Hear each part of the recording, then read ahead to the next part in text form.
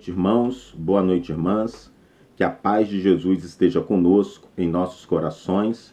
Na noite de hoje estaremos lendo e aprendendo um pouco mais com o livro Conduta Espírita, psicografia de Valdo Vieira, ditado pelo Espírito André Luiz. As nossas postagens ocorrem às terças-feiras, mas nós tivemos uma impossibilidade e não pudemos fazer a postagem ontem à noite. Estamos fazendo hoje. Nós pedimos aí desculpa a todos aqueles que já aguardam as postagens de vídeo, né, aqui no YouTube. E nós gostaríamos, como é de costume, saudar a Fraternidade Espírita Bezerra de Menezes, os trabalhadores e frequentadores da nossa casa, os centros espíritas do 32º Conselho Espírita de Unificação, onde reúnem as casas espíritas dos bairros de Benfica, Santo Cristo, São Cristóvão, Caju.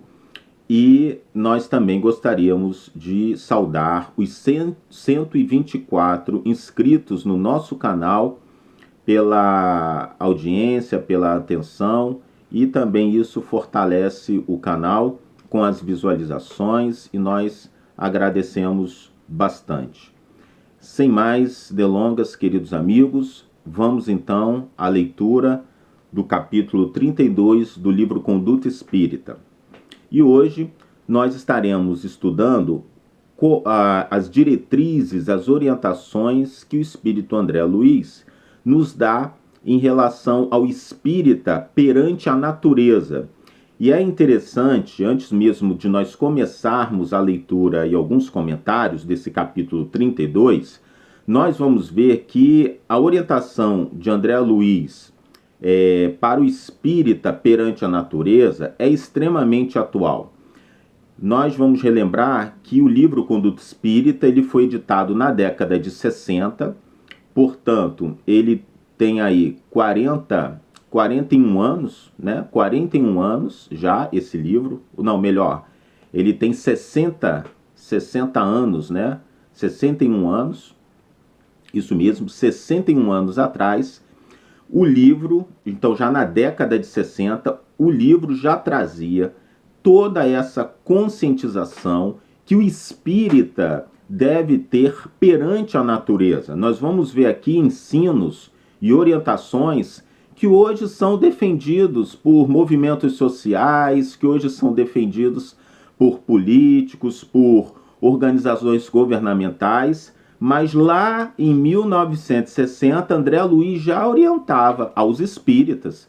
E, obviamente, nós os espíritas, somos destinatários desses ensinos. Mas como o espírita é, antes de tudo, brasileiro, né? O espiritismo contribui para a formação de um cidadão crítico. Isso, podemos dizer sim, que esses ensinos também são extensivos aos cidadãos brasileiros, todos vocês que estiverem em contato agora com essas orientações de André Luiz. Então, sem mais delongas, André Luiz começa assim: de alma espírita, né? Perante a natureza, de alma agradecida e serena, abençoar a natureza que o acalenta, protegendo quanto possível todos os seres e todas as coisas na região em que respire. A natureza consubstancia o santuário em que a sabedoria de Deus se torna visível. Preservar a pureza das fontes, a fertilidade do solo, campo ajudado, pão garantido. É preciso que nós tenhamos a compreensão de que quando os espíritos nos convidam a cuidar da natureza, a proteger a natureza, a não contaminar as águas, a não contaminar o solo, é preciso que nós tenhamos a consciência de que, de forma extensiva, estamos falando do planeta Terra. O planeta Terra, ele não pertence a nenhum homem, ele não pertence a nenhum governo político, ele não pertence a nenhum povo específico. Numa visão espiritual, numa visão teológica, a Terra, o planeta Terra, é de propriedade de Deus. Deus criou a Terra, obviamente, e Jesus, o governador espiritual, foi aquele que condensou organizou os fluidos, as energias que acabaram materializando a Terra. Mas, quando nós falamos do cuidado com a Terra, nós estamos falando do cuidado com a casa que Deus reservou para nós, através de Jesus, para que nós pudéssemos aqui habitar e para que nós pudéssemos aqui fazer a nossa evolução. Então, muito além de ser um tema da política, do meio ambiente, enfim, esse tema, o cuidado da natureza, ele tem uma origem, sim, e é um tema profundamente religioso, na medida de que a terra e os bens da natureza são criações de Deus, e Deus quer que nós preservemos esses bens e que nós possamos utilizar esse bem a serviço de todos e não somente a serviço de alguns. Então nós vamos observar que essa ideia do cuidado com a natureza, da preservação da natureza, já era uma orientação da espiritualidade superior. Isso sem falarmos do Livro dos Espíritos, que é um livro que que teve a sua edição lá no século XIX, em 1857, sem falar o Livro dos Espíritos, né? Que então tem mais tempo ainda do que o livro Conduta Espírita. E é claro que o Conduta Espírita se baseia na obra O Livro dos Espíritos. Continuando, cooperar espontaneamente na ampliação de pomares, tanto quanto auxiliar a arborização e o reflorestamento. A vida vegetal é moldura protetora da vida humana. Então, André Luiz orienta os homens a ampliar os pomares, arborizar, reflorestar. Nós hoje já sabemos que as árvores elas têm uma importância muito grande no regime das chuvas, na assimilação do gás carbônico, na produção de oxigênio, sem contar a relação das árvores com a fauna, com os pequenos animais, os insetos, a toda uma vida que se organiza nas árvores. Então, André Luiz já orientava isso nesse livro, na década de 60, de que nós espíritas, nós deveríamos não só proteger, sempre que possível, mas também ter iniciativas de reflorestar, de arborizar, de plantar pomares, enfim. Continuando, prevenir-se contra a destruição e esbanjamento das riquezas da terra em explorações abusivas, quais sejam a queima dos campos, o abate desordenado das árvores generosas e o explosivo da pesca. O respeito à criação constitui simples dever. Então aqui André Luiz nos alerta em relação ao desmatamento, o tema que hoje se fala tanto, né? Desmatamento, queimada. André Luiz já orientava isso na década de 60, que o espírita, ele, obviamente, deve evitar qualquer tipo de destruição abusiva, exagerada, seja na pesca, seja na queimada, seja na derrubada de árvores, para que isso não venha trazer desequilíbrio e problemas para a coletividade, como hoje nós estamos observando no mundo todo. As consequências das queimadas, as consequências das derrubadas de árvores, as consequências de você priorizar áreas para a criação de gados em detrimento da manutenção de árvores importantes, né? Então nós estamos vivenciando isso hoje, aumentos de temperatura, problema no regime das chuvas, que afeta também a produção de alimentos e uma série de outras coisas. Então, na verdade, nós observamos como o livro Conduta Espírita, ele está comprometido com a formação de um espírita cidadão, de um espírita com valores de cidadania, que se preocupe com a sua nação, com sua pátria, mas não um sentido de nação, de pátria, que nos levou, né, o mundo ao nazismo, às guerras, à perseguição dos estrangeiros, lá do início do século, ou no sentido político que é dito, o sentido para o espírita de pátria, de nação, está relacionado com a responsabilidade que ele tem que ter com a terra, com os animais, com a sociedade, com as pessoas, com o estrangeiro, ou seja, não está dissociado dos valores cristãos, bem diferente do que a gente vem vendo em termos de discursos e demagogias que às vezes são totalmente anticristãos. Por isso a leitura desse livro, por isso conhecer realmente as orientações do Espiritismo é fundamental para que nós não confundamos o cristianismo com ideologias estranhas. Continuando, utilizar o tesouro das plantas e das flores na ornamentação da ordem geral, movimentando a irrigação e a adubagem na preservação que lhes é necessária. O auxílio ao vegetal exprime gratidão naquele que recebe os serviços. Então, a utilização, sim, como ornamentação, com beleza, né? Eu me lembro do Burle Marx, o Burle Marx, ele é aquele biólogo, né? E ele desenvolveu uma série de trabalhos com as plantas, com os vegetais.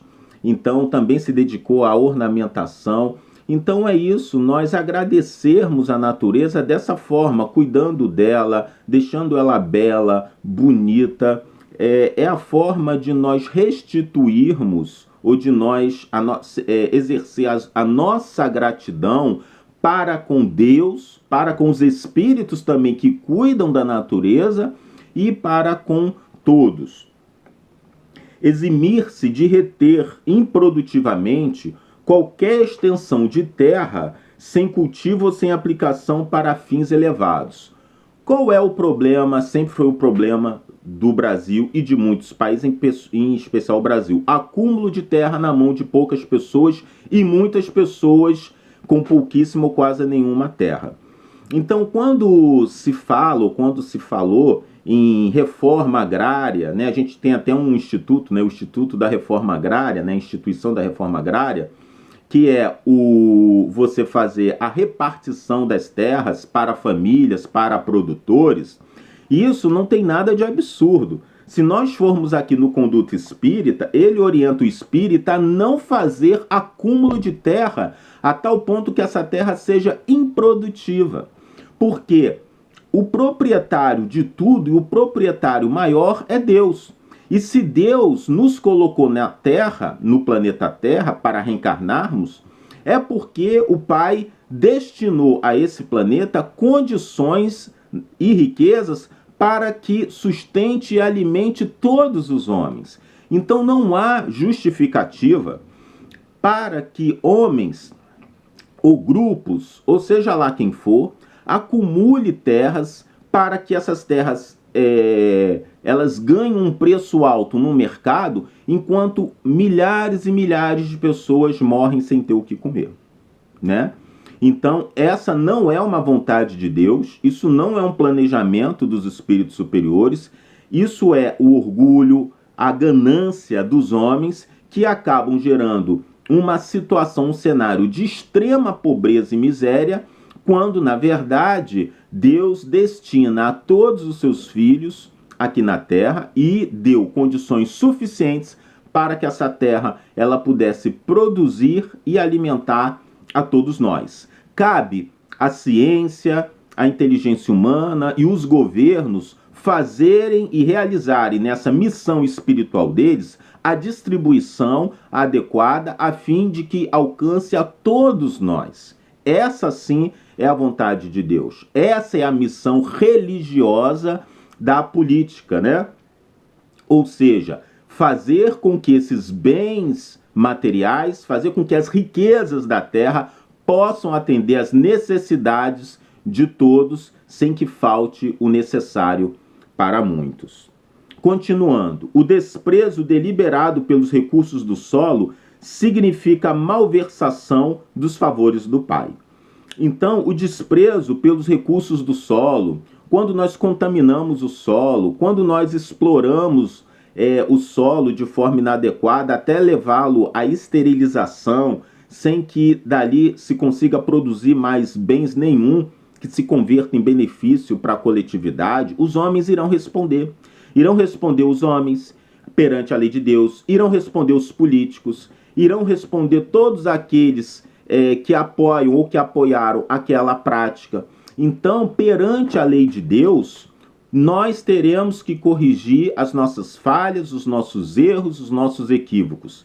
Se são permitidas queimadas, destruição de árvores, se há uma negligência por parte dos homens, aí no sentido geral, todos irão responder perante a lei de Deus. Todos. Porque nós reencarnamos. E geralmente nós reencarnamos, segundo o Evangelho, na mesma família, no mesmo país. Então, qual o país que nós iremos herdar se nós apoiamos abate de árvores, destruição de animais, queimadas? Nós iremos reencarnar aqui. Nós seremos herdeiros de nós mesmos.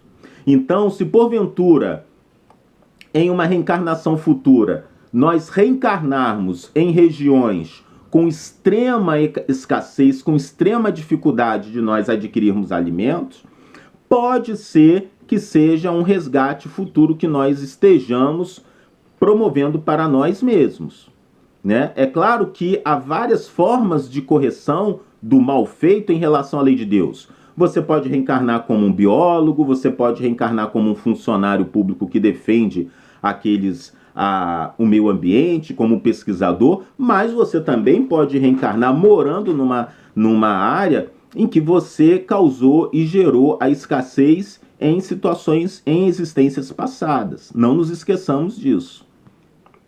Principalmente nós que somos espíritas, né? A reencarnação é um dos principais pilares da doutrina espírita.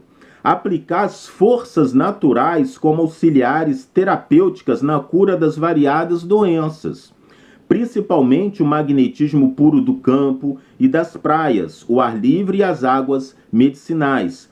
Toda a farmacopeia vem dos reservatórios da natureza.